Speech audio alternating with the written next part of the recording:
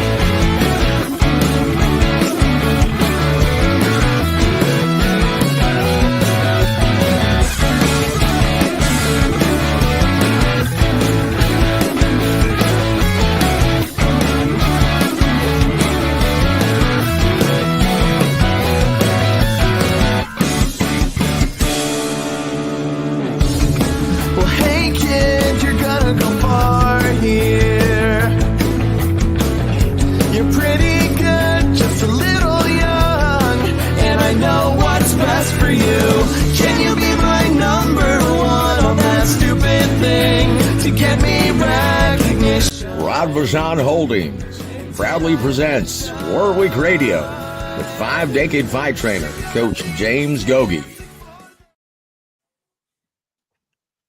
Ladies and gentlemen, it's a pleasure to reintroduce the sharpest guy I know in boxing, the incomparable Coach James Gogue. James, how you doing, sir? Hey, Joe. I'm doing good. I'm doing good. We took last week off because there was, nothing exciting to report in the boxing world. There was no big, interesting fights to cover. So, but they got a big one next week over there in LA and everything. Between, I consider the most skilled, one of the best top 3 pound for pound fighters in the world. Definitely the most skilled. But he's got a tough fight, Crawford. But you shouldn't have a problem with that. What's that guy's name he's fighting? Madrimov? Israel Madrimov, yes. Yeah, Madrimov is going to get his ass whooped. He's gonna get his ass served to him on a silver platter. But we'll talk about that. It's a good fight, but you know what? I haven't seen Madrimov fight in I'm serious, 2 years. So I want to see, what he's about, just to get a, idea of his style. And, of course, I know Crawford. And, seeing that, I'm like, man, this fight, everybody thinks it's a 50-50 fight. They better get their head examined. You know what I mean? Well, I tell you, wait a minute, Coach. You mean last week you weren't interested in the return of Manny Pacquiao versus some Japanese kickboxer? You weren't interested in the announcement of Canelo versus Edgar Hamburger Langa? Yeah, we'll talk about that. Yeah. Well, I tell you what, before we break down, get to the main event of the evening, would you like to talk about any one of those while we're waiting for more to fill in the chat? Man, Canelo, look, man, I know he's, top of the food chain right now in boxing.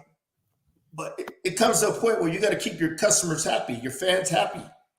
And he's made a lot of money in his career, okay? All right? He don't need to take fights like this mismatch he's going against to, add to his bank account. Yeah. Bottom line is, fans out there, just don't buy it.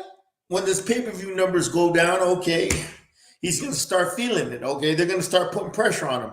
You want this kind of money? You got to fight David Benavidez or somebody of that, that quality, or Crawford, something that's worth the money that, the hard-earned dollar, is going to pay for. And who else? It was pretty much disappointing, man, when I heard that. I was like, oh, Jesus, man. But anyway, I kind of figure, Canelo's just, he's at the tail end of his career. His, skills, talent. I mean, his skills is starting to erode. So he's trying to milk boxing for every dollar he could get, fighting opponents like this. If was that Turkey Al-Ashi is going to pay for this, hey, then if you got somebody to pay for it, hey, take the money and run. That's what I say. But who else? What else, Joe, what were you talking about? I wanted to talk about? I can't remember. You there, Joe? Yeah, of course, sir. My apologies. Well, Coach, a lot of people have been bringing up, once again, trying to justify this fight, saying that David Benavidez, he went up to 175 pounds. He really didn't want this fight. And they're trying to rationalize why this is a good thing and why David Benavidez doesn't deserve a Canelo fight at 168. Right. But anyway, that's just fan speak.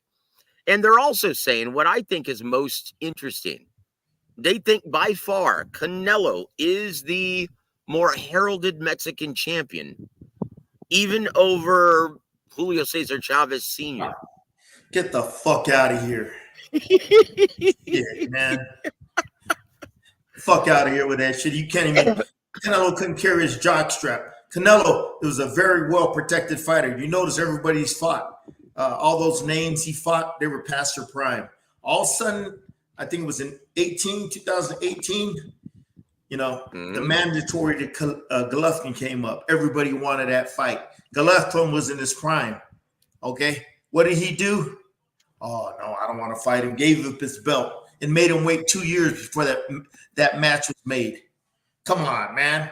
You never heard that in the history of Mexican boxing, the great country of Mexico.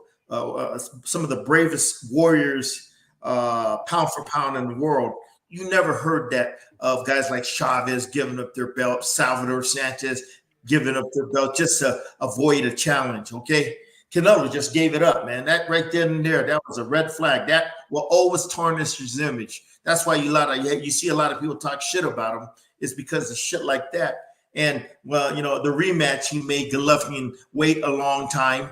Okay, another a year and a half or 2 years, I can't remember, to get older. That rematch was another big controversy. Canelo got the decision, luckily. Then did another rematch real quick, and he didn't want to give Golovkin a rematch until Golovkin became a shot fighter. So Canelo, man, I like his skills and all that, but you create your legacy by who you beat, and at the time you beat them. You beat them in their prime. Okay, Salvador Sanchez. You look at this track record. I got to say, Danny Little Red Lopez, Zuma Nelson, Bazooka Gomez, Juan Laporte. Man, he beat all these guys in their prime. He didn't let these guys get old and all of a sudden, okay, I'll fight him. Man, Canelo, nah, you can't. Nah. Canelo, he's one of the best of all time, but I put him behind Morales, Marquez, Barrera. You know what I mean? Zarate. All them guys were badasses. They never avoided the challenge. They fought everybody, okay, in their prime. All right, Jose Luis Castillo. Then I rate Canelo right under all them guys. You know what I mean? They were real true fighters. Jose Luis Ramirez, and the list goes on. Badass. That never gave up their belt to avoid the challenge. Fuck out of here, man. But I like Canelo's skills, though. I like his skills. I like indeed. And but it's just the way his career was handled was more business-like fashion. And he made a lot of money, yeah. But still, hey, it's time to step up, man. People are tired of watching mismatches like Charlo. I mean, come on, man. Let's start fighting guys that the people want to see. Benavidez, a fight ain't gonna happen. So maybe Crawford, he'll have the the cojones to get in the ring with Crawford and everything. But me, I can't respect Canelo like I do I revered all the all-time greats like Chavez, Sanchez, guys like Marquez, Juan Manuel, Barrera, Morales, and Zarate, and the list goes on, man. Jose Luis Castillo, Jose Luis Ramirez, all them badasses, man. They were real fucking fighters, man. I respect them guys. Indeed. I tell you what, Pounds, you sure you want to go here, man? Contradicting the coach? No, you don't want to do that, brother. He says he surpassed me making money, but legacy and legacy and resume, nah. Yeah, you look at all them great fighters he fought on his record. Yeah, they were past their fucking prime. He fought Mayweather when he was still in his prime. What happened? He got spanked. All right. Yep. And he goes, at 33, Chavez got whooped by Oscar. At least he fought Oscar. Yep. Twice, and that was past his prime. Yep. Dude, look, Canelo has the opportunity to do the same thing against Benavidez, and what is he doing? He's fighting a stiff like Berlanga. Can you say James Gogue Part 2? That's what this is going to look like. So, Look, you know what? Stop it. You look at Chavez's career, man, when he's coming up. He fought a prime Rosario, okay? A prime Ramirez, okay? He fought some bad motherfuckers, when he was coming up. Meldrick Taylor, Pernell Whitaker. Everybody, it was a close, controversial win he got against Whitaker, but he fought him, all right? 65,000 in the Alamo Dome, San Antonio. So he fought guys in their prime, man. Okay, he didn't. Dude, if you know boxing, you know when a guy picks and chooses fights and picks the right fighters at the right time, and that's what Canelo did. Guys like Shane Mosley past his prime. Who else did he fight past his prime? What the fuck is his name? Shane Mosley. Miguel Cotto, guys like that, man. You know what I mean? And McGill still gave him a great fight, Yep. So, but anyway, yeah, Angulo. I mean, come on, man. And the Kirkland, you know what I mean? So, but I rank him up there. He'll be in the top 10, but, the way them guys fought, man, you know what I mean? The the rivalries they had between Morales and Barrera. And the consistency, they fought 3 times, man. Come on, man. They didn't wait for one to get old. You know what I mean? And over the hill, they fought each other. They fought each other 3 times in their prime. So did Marquez. You know what I mean? He fought. I was there at that fight when he fought Barrera. He never fought Morales. Man, that's one fight I wanted to see. Now, if he would have fought Morales and beat him, which I think he would have. He would have really solidified himself as one of the top, 4 or 5 great all-time fighters coming out of Mexico. Yeah. Look. All I have to say is, Blood Raven. I thought you stopped being gay, because, dude, all of you Canelo nut huggers, I thought you guys were boxing fans first. Don't you want to see Canelo versus Benavidez? Because, dude, a boxing fan who is hoping that their favorite fighter doesn't face the best opposition is just downright gay. I'm sure you enjoyed the opening ceremonies of the Olympics. Yeah, because you guys are gay. That's it. Now, have you ever heard of before this, Coach? Fans of a specific boxer not want to see them fight the best? That's what made boxing a truly special sport. When you got 2 gladiators in their prime and it's a 50-50 fight, people want to see who is the real champion. Leonard Duran, when that fight was made, oh my God, it caught fire. This is before social media. They didn't have that shit back in 1980. It caught fire in mainstream media. Everybody was talking about that fight on all the TV shows, all the news broadcasts, the newspaper, man.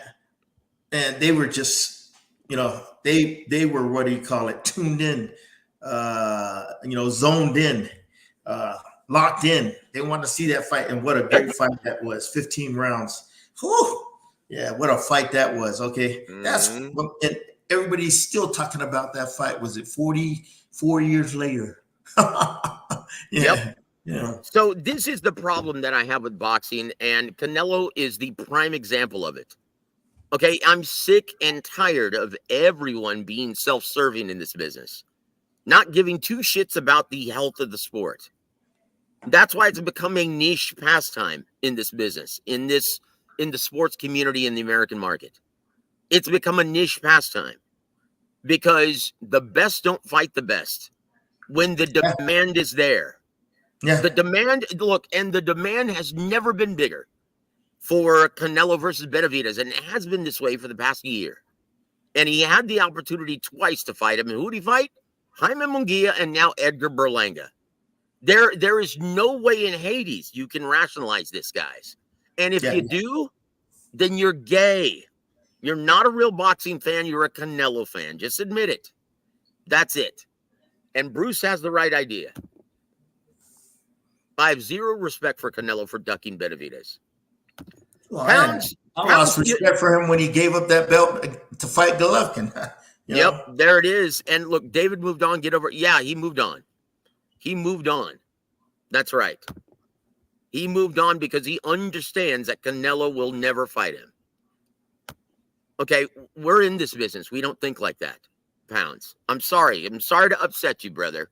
I'm sorry you don't like being called gay, but that's it. He says I'm a David Nuthugger. I don't look, man.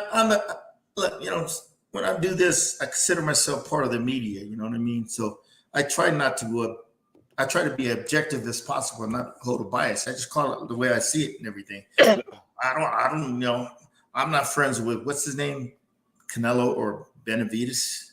I met him. That's it. But I don't talk to him. I don't associate with them. I mean, they're not my boys. So I just call it like I see it. That's all. Yep. That's it, guys. That's it. And there's no other way to look at it.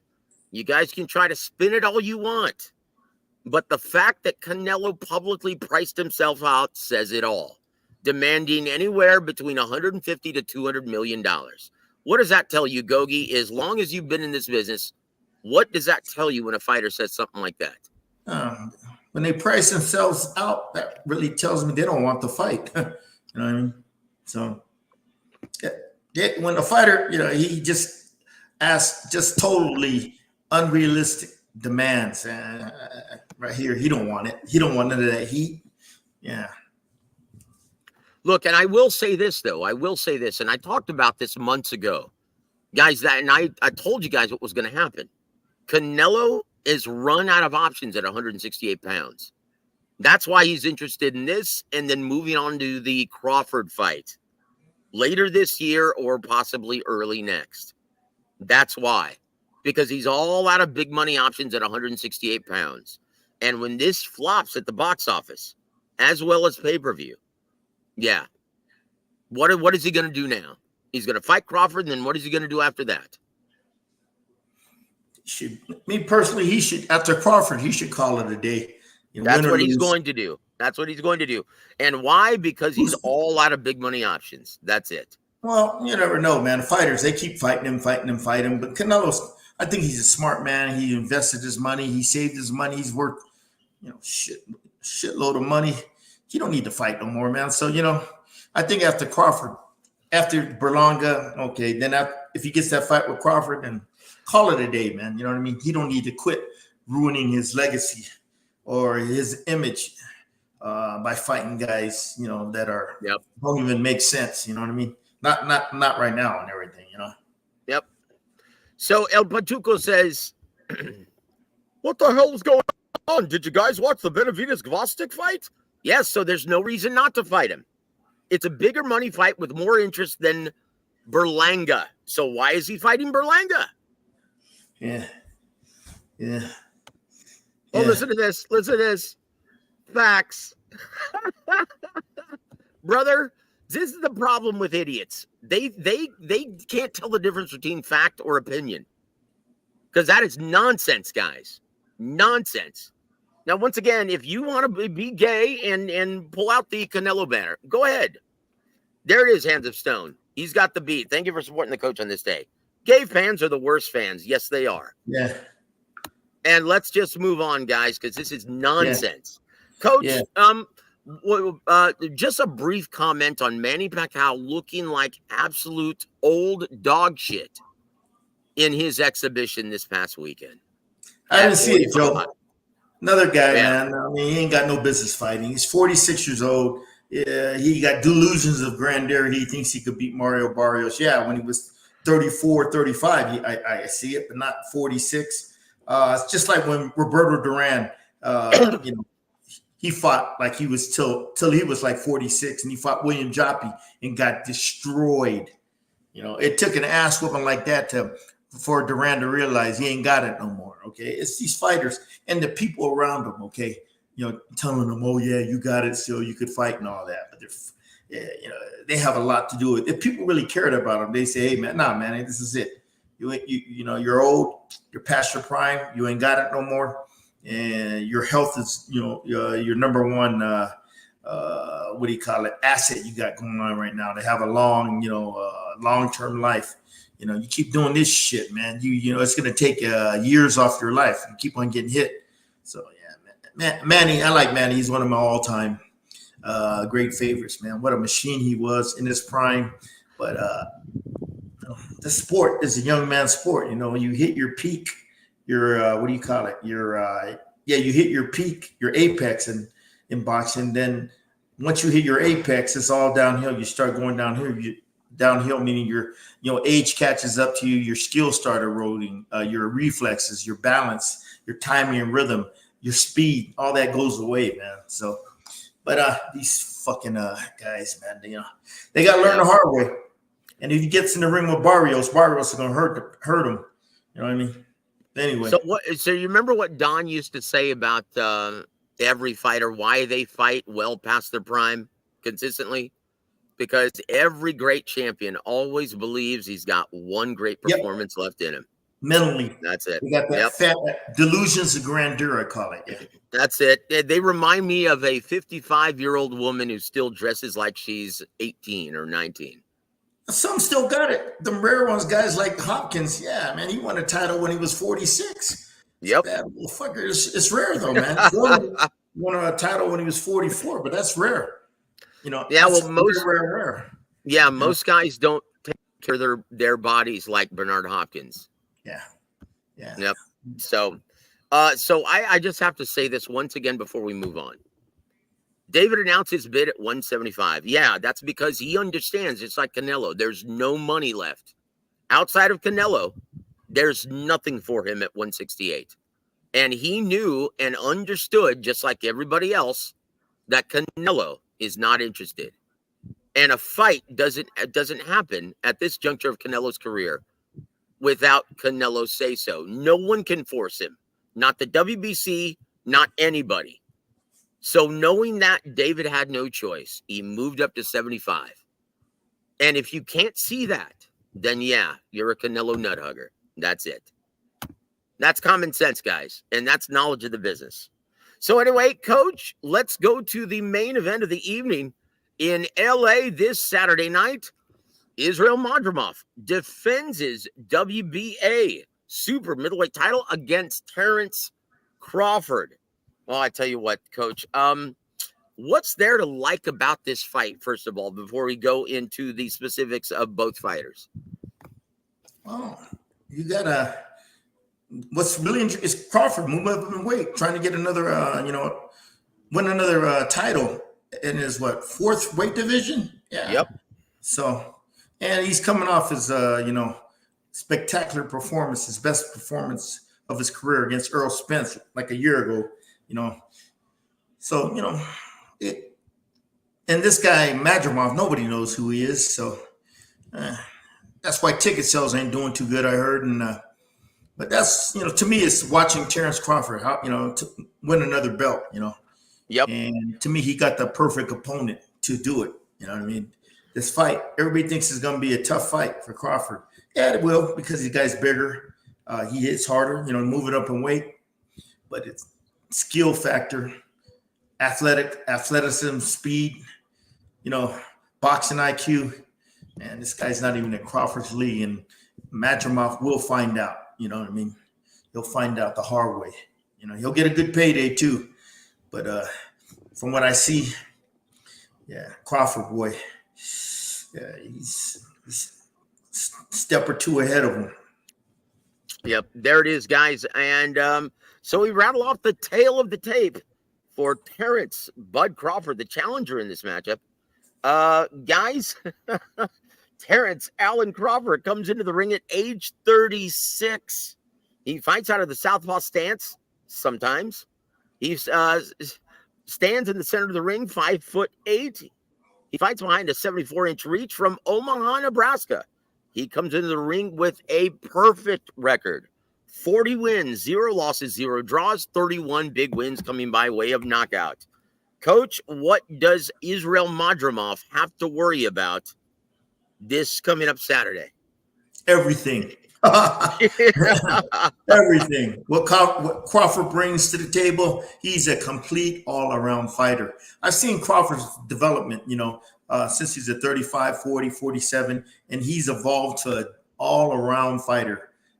He now in the pocket, okay, back then when he's at 35, 40, he didn't have that physical presence, where he could dominate his opponent, but now he can. Yeah, in the pocket, it's more comfort level. He has a higher comfort level, higher confidence. When the fight gets here in the pocket, he knows what he's got to do. In short, crisp punches he throws, the body shots, the head shots. Oh yeah. And Crawford, all around a range of distance. Him, Andre Ward, Floyd Mayweather. Yeah, they understand how to control range and distance, and Crawford's in that group. Okay. His footwork, his jab, yeah, it's impeccable. But the thing is, like I said, I've been saying this for years about Crawford. Even when he was at 135, ambidextrous, meaning he's a switch hitter. He has high skill level, ability to switch to right or left to right, never miss a beat. Okay, his skill level is equal, whether he's fighting right-handed or left-handed. Why? His jab. His jab doesn't miss a beat. It's effective from the right-handed position or the left-handed position. Okay, his jab. When you're gonna switch positions, Joe. You're gonna switch stances. Yep. You better maintain that high-level jab, and that's what Crawford does. Okay, and his footwork is impeccable. That's the key to Crawford. He has impeccable footwork, balance. Okay, ability to switch when he wants to and not lose any rhythm, not lose any time, and maintain his balance. But when he switches, like I said, his jab is just equally dangerous and effective, whether he's right-handed or left-handed. That fight against Spence, he didn't need to go to right-handed because he was controlling Spence so much during the fight. He just stick to the southpaw. He was countering beautifully with Spence. He was busting him with that jab. That was the key. Busting him up with that jab, which set the tone of the fight and which set his game plan into motion. But Crawford, like I said, I've been saying this over the year. Crawford, he likes to switch back and forth, okay, when it's needed. For example, if he's in that southpaw position, if the momentum, he has a good feeling inside of himself. If it's not going his way, he's not getting that separation and needs from that opponent, he'll switch to right-handed, okay, to break his opponent's momentum, so he could get that momentum back on his side. He has the ability to switch back and forth, okay, to throw you off, to disrupt your game plan, disrupt your timing, your rhythm, okay, going back and forth. But Crawford likes to do it, okay, to put a halt, a stop to the opponent's momentum. If he feels the guy is starting to get the best of him, he'll switch it up to right-handed to break that guy, halt that guy's momentum in his track and gain control of his opponent, okay, to dominate him. But that's why Crawford is so smart. He has the ability to switch back and forth. Guys like Mayweather, Ward, even Shakur Stevenson, they all have that ability to control range and distance beautifully, but they can't do it both ways like Crawford. Ability to do it right-handed or left-handed. And he, like I said, his jab doesn't miss a beat, baby. And he can hit, and he can maintain his power from both stances and everything. Crawford's one bad dude. He's a very, very what you call unique, multi-skilled, multi-faceted predator. Oh, he's a handful to deal with, man. He's right now the best all-around boxer in the game, pound for pound. Yeah. I still give it to Usyk because he's a heavyweight and he beat Joshua He beat Fury, undisputed heavyweight champion of the world. So, but I put Crawford number 2, then Inoue and Bam right behind him. But Crawford, oh yeah, as far as skill wise, that boy is all around. I've seen him evolve over the years, adding new wrinkles to his game, adding more weapons to his arsenal, making him more advanced, more tactical. Okay, to stay ahead of the competition, to dominate his opponents. But Crawford, boy, oh, he's a oof. Madrimov's gonna find out. That Madrimov, oh, he's gonna find out. The key to this victory is like all Crawford's fights: establish that jab. Once he gets that jab established, it's a slow breakdown process. As the rounds go on, the separation begins and the beatdown begins. A Madrimov, tough kid. He hasn't taken a lot of beatings, but he will in this fight. Yep. I tell you what, and we'll see what happens on Saturday night, guys. And here's to tell the tape for Israel Madrimov. He comes to the ring, doesn't say his age. Well, he comes into the ring, the Dream is his moniker. He comes to the ring at age 29 from Uzbekistan. He fights out of the orthodox stance. Stands 5'8" tall in the center of the ring. Fights behind a 78.5-inch reach from Khiva, Uzbekistan, now residing and training under Joel Diaz in Indio, California. Comes into the ring with a fine record of 10 wins, 0 losses, 1 draw, 7 big wins coming by way of knockout. Coach Gogue, why on earth is Israel Madrimov a 5-1 betting underdog in this scenario? Everything I just talked about. All the intangibles go to Crawford. The speed factor, you're going to see the difference in speed, just like you saw Spence when he fought Spence. You can see the difference. Like right off the bat, I saw that. I said, "Oh man, Crawford's a lot faster than this guy." So when you got the advantages of speed, you can counter better.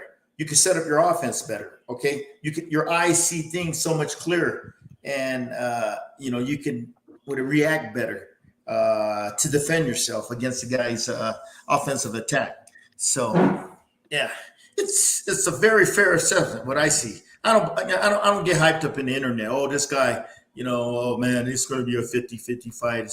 That's a real fight. If Crawford don't become prepared, yeah, he could lose. Especially if Crawford gets hit. This guy's a good puncher. But yep. I'm talking about, this is a Super Bowl type fight. Crawford's been in big fights before. This is a guy's first fight at this level. All right. Like Canelo told Charlo, you're going to find out it's a different level up here, son. You know what I mean? But anyway, let's testify. It's the speed factor. Well, Yahidir Sanchez, welcome to the show, sir. Thank you for hanging on with us. And I wanted to read this comment from him. He says, a lot of people like Madrimov's trainer, Joel Diaz, has stated that Madrimov has same skills as Crawford, switch hitting, powerful, athletic, and they have game plans for anything that Crawford brings. You can't deal with his speed, though. Look, what's your name, Yadir? Yep. Yadir, it's hard to game plan against a superior talent. It's hard to game plan and win against a superior talent. Okay, you can have all that shit and great game plans, but guess what? Coaches draw up the game plans, but fighters execute the game plans. Do you have that talent that have the ability to execute your game plan to come out with the with the victory you want? Okay, it's a different story when you go in there and you got a guy with superior speed, superior jab, superior reflexes, better footwork, and all that, man. You know what I mean? He's a good fighter. Hey, Madrimov's a good fighter, but Crawford's in a different league, baby. It's from what I see. You know what I mean? He can even try. Let him go southpaw against Crawford. Crawford will switch to southpaw and bust him up like he did Spence. If that guy goes right-handed, Crawford will stand. If Crawford feels more comfortable from the right-handed position, he'll turn to the right-hand position and bust him up from the right-handed position. Okay, it don't matter. Crawford has the ability to adapt back and forth at the highest skill level and not miss a beat because his jab is impeccable. Yeah, at both stances. So, Coach, once again, guys like I can't remember his name, the gentleman who got beaten by Teofimo Lopez to lose the WBO title. What's his name? Josh Taylor. Yeah. Josh Taylor also proclaimed to be a southpaw, or I mean a switch hitter. Yeah, and we saw it in the ring. It wasn't that effective. Coach, how many switch hitters have you seen as effective from both sides as Terrence Crawford? Not at this skill level. Yeah, it's top of the food chain, man. The best I've ever seen ever following boxing. All right. Best ever. The best switch hitter I ever seen. Crawford. Oh, he's a hell of a fighter. One of my, I gotta put him in there. When his career is finished, I'll put him there as one of my all-time favorites. Yeah, Terrence Crawford. Yeah. Yep, he's an all-time great, guys. And once again, to come to a close second, you have to go all the way back to Marvin Hagler in the 80s. Yeah. But he does, and Crawford, the speed of Crawford, okay, his jab. Crawford just fought at one weight division. I mean, Hagler just fought at middleweight. This boy's moving up, he moved up 3 different weight divisions. Now he's going for his 4th title in a different weight division. So, yeah. But Hagler was a very, very skilled switch hitter. Yeah. Yep. But I give it to Crawford. He's the best one I ever saw, man. Yeah. And there it is, guys. And look. I know you guys are still butthurt about the Canelo comments, right? But hey, get over it. We know you love Canelo. We know you're gay. But when's the last time Canelo ever loved you back? Has he ever bought you dinner? No. So get over it, guys. Become boxing fans. Enjoy this. Enjoy this fight card coming up. And enjoy your rainbow flag waving Berlanga fight. Okay? That's it, guys. G Funky Boxing. Welcome to the show. Yeah, Coach Gogue has been in boxing longer than you've been alive. He knows what he's talking about. Yes, sir. Thank you, G Funky. G Funky. We want to welcome Tony Boswell to the show. Also, salute Warwick Boxing and Coach stopped in to show support. Thank you, Tony. It's good to see you here, my friend. And Yadir also has another question. He says, Coach, do you believe Crawford has another run within him, especially if Turkey Al-Sheikh saying Crawford is his favorite? He might be willing to pay Crawford. Is this possible against Canelo? I'm sure he's referring to. That's what I'm hearing. Let's just get past this fight. You don't look ahead. You look ahead, bad things happen. You just take care of the fight that's in front of you, the one that you got a contract signed for.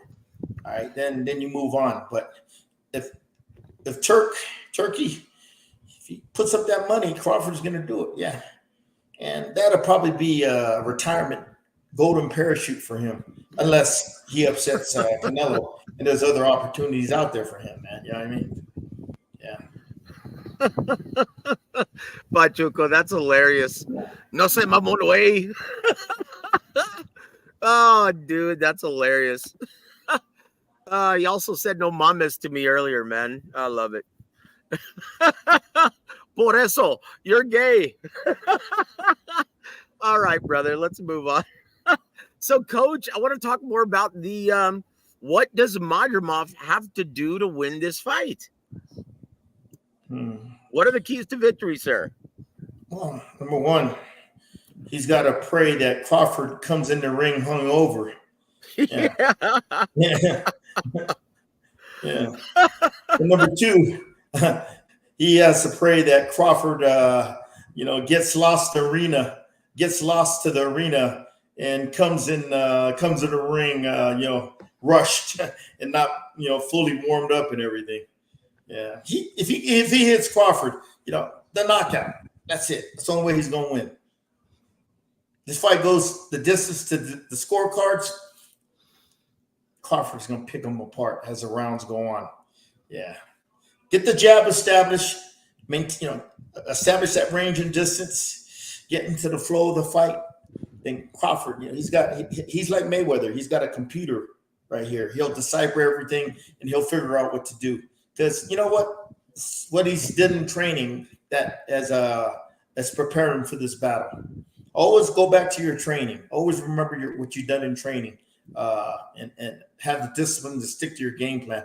It's pretty much, we all know what Crawford's going to do. Pretty much it's going to be the same thing like when he fought Spence.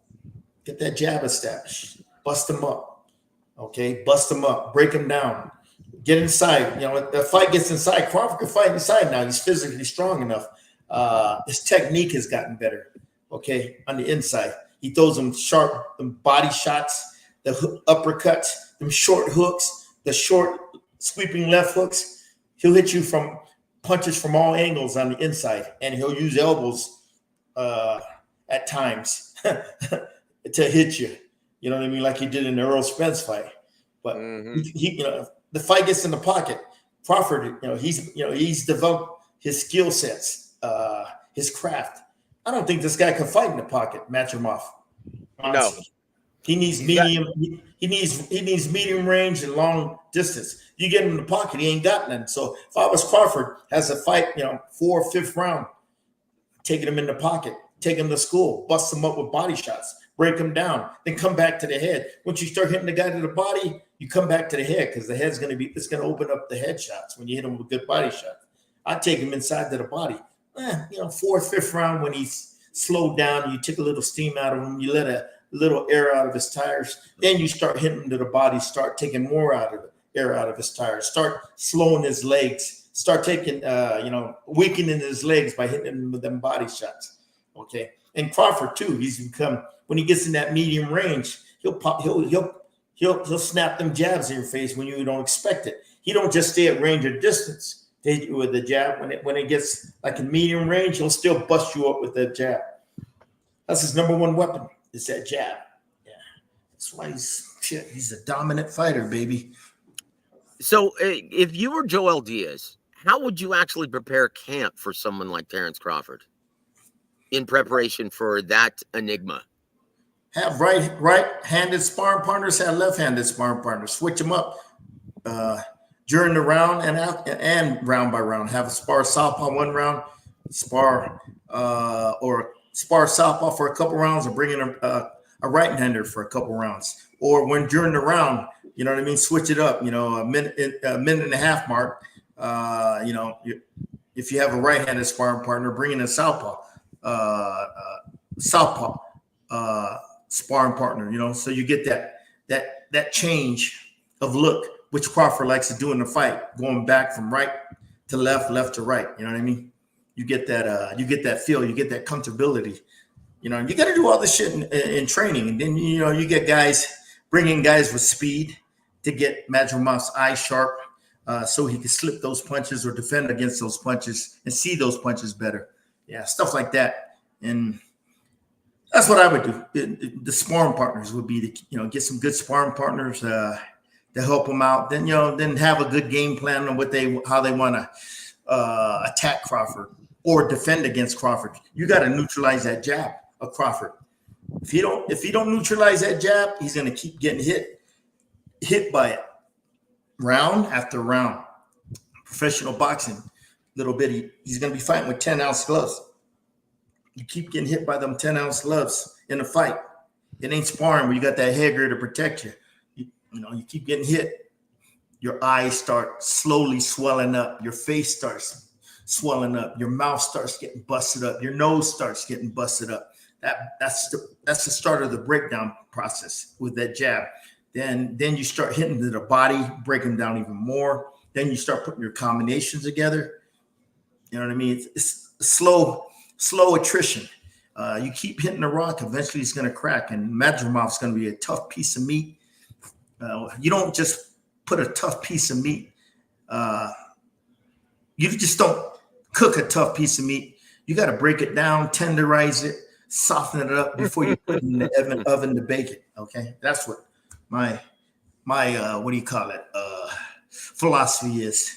Break them down slowly, intelligently, meaning don't try to get in a street fight with this guy. You get caught. The momentum switches on the fight. So you break them down intelligently, meaning taking less incoming as possible while you're busting up your opponent, breaking down your opponent with your punches, your offensive attack. But let's see. It's an intriguing fight. And me, I want to tune in because it's Terrence Crawford, one of my favorite fighters now in this, in this era of boxing.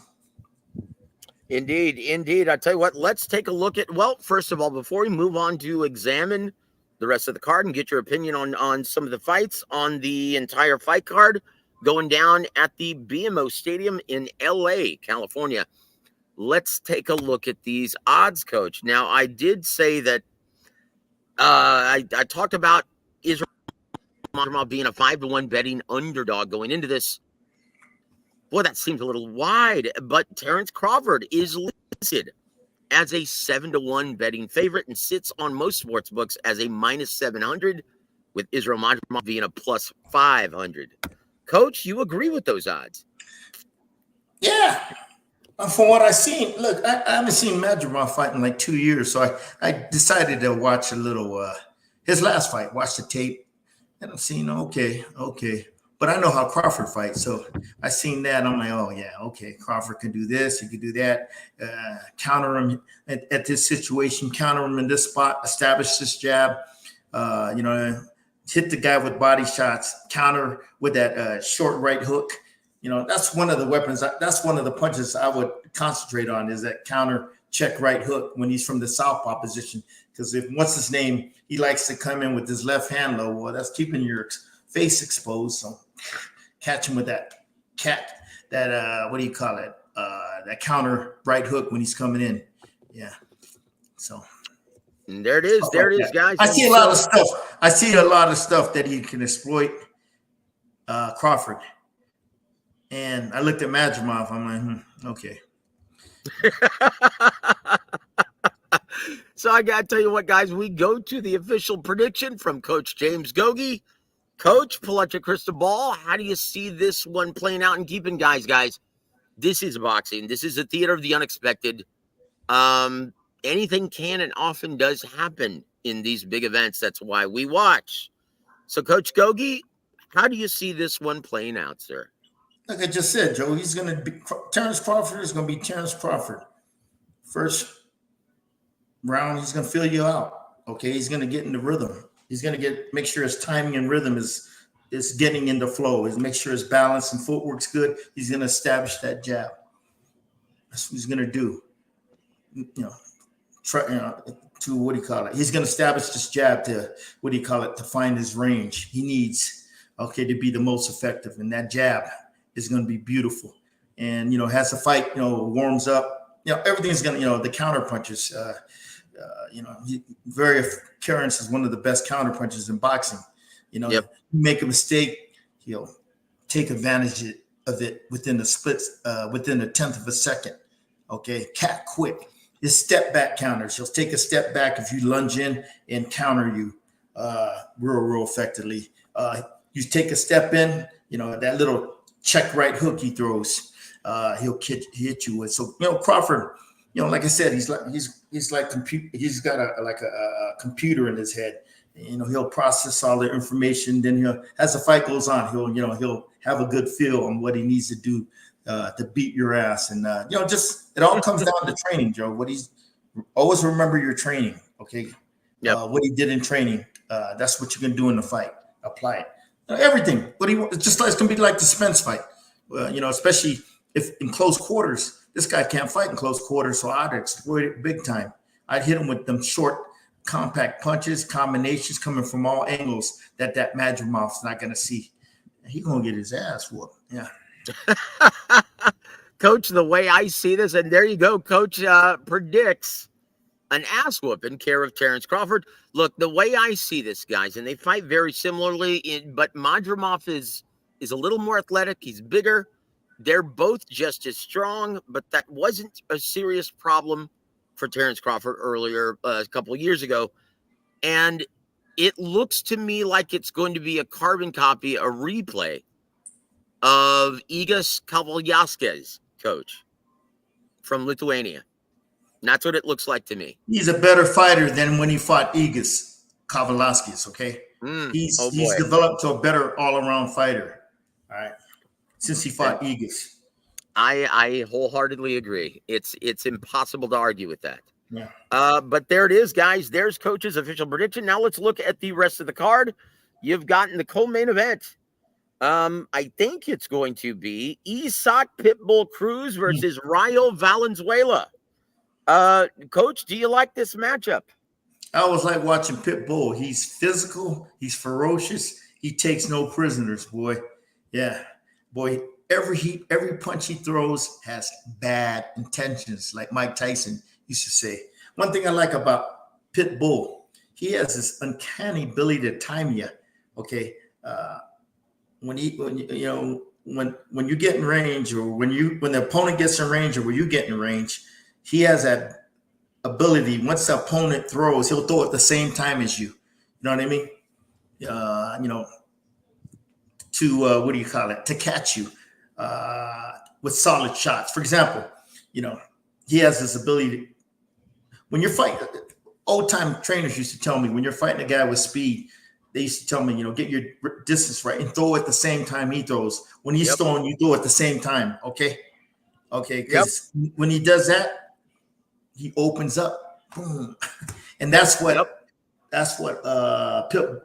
Pitbull. He has an uncanny ability. Watch his fights, especially against Romero. Every time Romero tried to open up offensively, his face was exposed, and Pitbull seen that and threw at the same time and caught him with hard shots every time. He has that uncanny ability to time you when you're trying to go on the offense and catch you with solid shots. Because, like I said, when you open up, your face gets exposed, and that's what Pitbull does. He waits for you to throw, then he throws at the same time as you, because your face has no protection. Boy, he catches you, boy. And Pitbull, boy, he's just a ferocious, little short little guy, but he's explosive. Oh, explosive, man, that Pitbull, yeah. And he keeps his hands up nice and tight, keeps his chin down. It's hard to get a clean shot off on this guy. Yeah. There it is. I tell you what, very deceptively crafty. G Funky says, I like Pitbull. El Rayo Valenzuela takes too many chances and will pay dearly for it. I agree with that assessment. What say you, Coach? Yeah. I know Robert Garcia is training them, so I don't know what type of game plan. But if they go in there thinking that they're going to trade with this guy, forget it. They're going to get knocked out. Yeah. So. And there it is. And our brother James from the Boxing Source. Welcome to the show, sir. And if you guys haven't already, please go subscribe to the Boxing Source and bookmark theboxingsource.net. And he says, let's go to the next matchup, Coach. Andy Ruiz versus Big Fat Baby Juicing Miller. And he says, who's going to weigh more on Saturday, Jarrell Miller or Andy Ruiz or Martin Bakole? I forgot that fight was happening. That's a great fight, actually, but Martin Bakole. We'll talk about that in a bit. He's fighting Jared Big Baby Anderson, actually. I don't even know the fuck Martin Bakole is. He's a live dog. I like this fight. Well, I don't really want to talk much about these two blubber beach whales, okay? Miller and Ruiz. Let's leave it like that. Yeah, it should be a good fight, so we'll see what happens. And then we've got the return of David Morrell Jr., El Sicario, the guy who was picking off all of Canelo's mandatory challengers in the WBA. Yeah. Dave Morrell Jr. versus Hot Rod Kalachik. Oh, jeez. Then we've got Andy Cruz versus Antonio Moran. Good fight. That's a good fight for Andy Cruz. Yep. That Moran, he's a solid veteran, man. He's a very smart fighter too, and he's from Mexico City, so he'll be in great shape because training in that altitude will give him that condition he needs to compete with a talented, fast, sharp shooter like Andy Cruz. This is a good fight for him. For Andy Cruz. Yeah, excellent. Yeah, it should be that fight. I'll keep my eye on it because I want to see how Cruz is progressing. You know what I mean? They're trying to fast track that guy. It ain't gonna be long when they want to put him there for a title shot. Yeah. Yep. So, but Moran is good. He's a good fighter. He's a good fighter. He's smart, crafty, guy. He does some shit in there. I'm like, okay, but yeah, like I said, yeah, but he's going against a guy that's athletically gifted and who has a big amateur background. It's gonna be hard to overcome those variables, but we'll see. And there it is, guys. And there it is. I tell you what, with a couple minutes left, guys, if you have any questions for Coach Gogue, please let him fly at this time. Hold on. Khalid has the beat. He says Moran is out with an injury. They have a replacement now. Who's the replacement? Yeah. I have no idea, Coach. All I see is BoxRec right now, and they haven't updated it yet. Oh, yeah, I heard about that. That's right. I heard about it last week. He got hurt and everything. Yeah. Well, that's a damn shame. But I tell you what, I'm still looking forward to seeing the progression of Andy Cruz. And Rafael says Cruz versus Stevenson. Cruz beat Stevenson in the amateurs.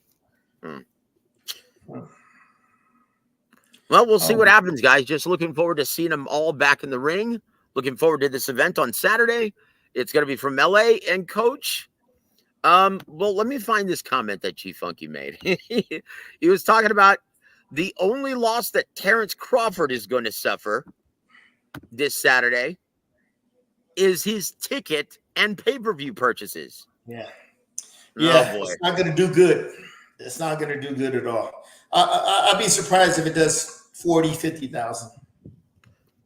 We'll see. Coach, let me ask you something. Did Terrence Crawford wait too long to get back in the ring after his sensational effort against Errol Spence, which will be a year ago tomorrow? Of course. You got to strike when the iron's hot. When you're coming off the biggest win of your career, hey, man, get back in the ring. Build your exposure, build your popularity. But, I don't know, boxing the way boxing is nowadays, man. These guys fight once or twice a year. It's a fucking joke. But anyway, yeah. Yep. And once again, it's a shame. It's a shame because everyone looks at a guy like Julio Cesar Chavez Sr. and they look at his resume and they always point out, well, who's this guy? He fought a can. Well, that's what happens when you want to fight 5 or 6 times a year. Stay busy. Yep. That's exactly what it is. And a lot of these were off TV fights in the American market. He did it to stay busy. That's something that a lot of young fighters today would be wise to observe and execute. Once again, guys, Coach, tell us about inactivity and what that does to a fighter. Inactivity, I would say this. Inactivity is a fighter's worst enemy. Inactivity is the fighter's worst enemy. Activity is the fighter's best friend. Okay. If you're out of that ring, okay, starting 3 months, that rust starts building up. 4 months, 5, 6, oh God, 7, 8, that rust builds up. Okay. It's like a friend of mine, Dr. Steve Berard, good friend of mine, over 30 years, orthopedic surgeon, one of the best in the States, who he told me he does a lot of surgeries a week. He told me if he's not doing surgeries, if he has like a month off without doing the surgery, he said he gets nervous because his hands, haven't been active, staying sharp. I was shocked about that. I go, really? He goes, yeah. He goes, man, I get real nervous if I don't do a surgery. If I don't do a surgery within a month, if I take more than a month off, he goes, when I go into surgery, well, I get kind of nervous because, my hands haven't been practicing their craft. It's just like boxing. You don't practice your craft on a consistent basis, that rust is going to build up. Okay. When you get in that ring, you're going to feel that. You're going to feel that uncomfortability, that uncomfortableness. You're going to feel that your timing rhythm's off. Your balance doesn't feel good. Your range and distance is, you're having a hard time, establish your range and distance, engaging your range and distance, stuff like that. You know what I mean? Your combinations are not sharp and fluid. Stuff like that. Just if you don't practice your craft on a consistent basis, your knives don't stay sharp. So that's what I'm trying to say. And just like my friend, Dr. Berard, Steve, he told me, if I don't practice my craft or do operations on a consistent basis, man, I get nervous and I just feel, what do you call it? It feels different. He says he don't feel that comfortability, that comfort level is not there because he hasn't done the surgery in over a month. It's just like a boxer, man. You stay out of you can spar all that, but sparring in real fights is totally different. Okay. When you get ready for real fights, you go through the professional process, getting locked in, doing what it takes to get the outcome you want. Okay. Going through, doing your roll work, the diet and the nutrition, which is most important.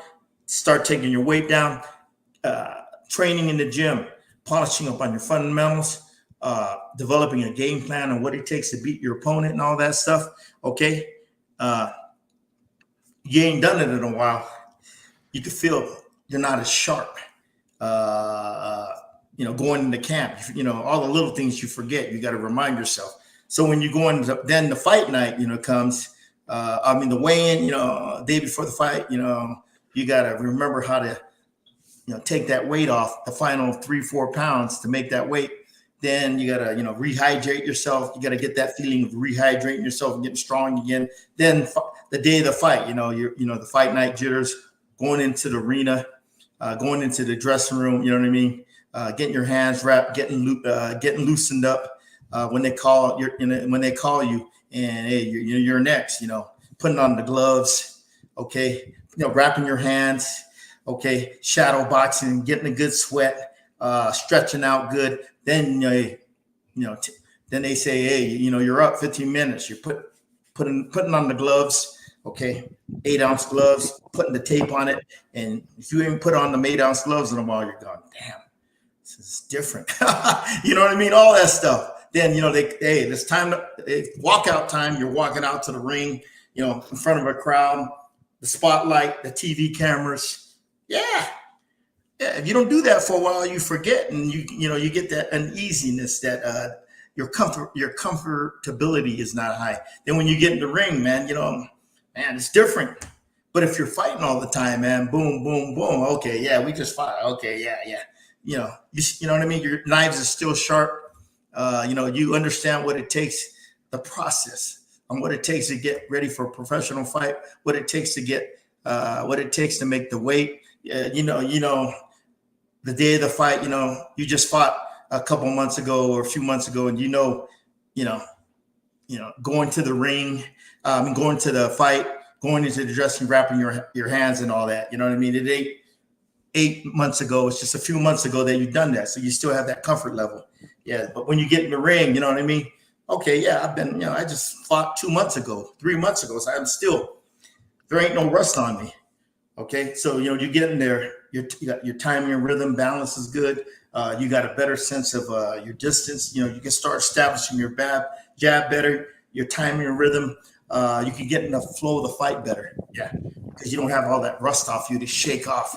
Yeah. Your combinations are flowing. You see things so much better where you can counter effectively. You know what I mean? Your balance is better where you could, want to throw good leverage shots, just everything. That's all part of, of being a professional fighter. And the more you stay active, the more you keep your knives sharp. Okay. And that's the importance of activity and everything. And man, like my last fight I had with my guy, Abram Retamoso, one of my solid prospect I have. He's 17-0. Solid. He's a good fighter. Real good fighter. One of the best I've had in a long time. But going into the fight, I felt real uneasy because the fucking promoter I had, I let him have it, man. They kept us out for 8 fucking months. And I let them have it, man. I said, this shit won't happen. Not on my watch. I told him it ain't gonna happen again, man, or we're gonna have a problem. Nah, when you got a good prospect like Abram, he's like Tony. The more he fights, the better he gets. Okay. The sharp, he keeps his knives sharp all the time. And it took him a few rounds to get that rust off. This fighting this tough guy we fought, but as the fight went on, okay, that rust is coming off. He's starting to get in rhythm. He's starting to feel good. Comfort level, confidence, combination started flowing. The roll counters, blocking counters, all the combinations started landing more effectively. But that 8 month, I could tell, man, Oof, I knew he was going to have a lot of rust, but I didn't want to tell him because I've been through this before with other fighters. Okay. Once you start getting that 4-month mark, the rust starts building up, like rust on a pipe. Okay. It starts building up. You know what I mean? And if you don't stay sharp, that rust keeps building up. But anyway, yeah, that's why it's important to keep your knives sharp. Okay. You can't keep your knives sharp if you're on the shelf watching other people fight. But anyway, yeah, that's the important of activity from experience. With that said, Coach, is ring rust going to possibly be a factor in this Crawford Madrimov fight? Because Madrimov just fought earlier this year. Crawford, he's gotten to the point where, fighting once a year, they the way they prepare him in training, they keep as much as the rust off as possible. And Crawford, between fights, he trains and all that stuff. So you do all that, and the way they prepare him, and it keeps a lot of the rust off, but it will have some. Oh yeah, he'll go in the fight. Oh, he'll have some. But Crawford, he's been, like I said, he's a guy. He's an experienced veteran. As the fight goes on, all that rust, that little bit of rust he has, it'll go away. Especially when he starts establishing that jab and establishing that ranging distance. It starts hammering this guy with jabs. Look, you've been out of the ring a long time. You got rust. You establish your jab right off the bat. Okay, that's gonna, number one, it's gonna find the right distance you need to hit your opponent, and it's gonna find the right distance you need to go on the offensive attack. But it's gonna, when you're hitting something, boy, that gets you in the rhythm. Okay, and once you start hitting something, once you start getting the rhythm, your comfort level starts getting better and better. Your confidence starts, growing. So, like I said, this fight, as the fight goes on, especially in the back half of the fight, boy, that boy's going to take an ass whooping. Yeah, Madrimov. And there it is. There it is. Thank you, Coach. I tell you what, guys. Right now, I am suffering from an ailment. I've got a toothache, and my face looks like El Chapulín. Let's call it a night, Joe. We had enough. I'll tell you what, we're gonna call it a night then, guys. And we want to thank Coach for all of his time. And guys, be sure to, and once again, guys, judge slowly. This is a real fight. Anything can and often does happen, but I'm going with the coach on this one. But the odds are so wide in this. I'm gonna have to put some money on Madrimov in this. 7-1. Wow.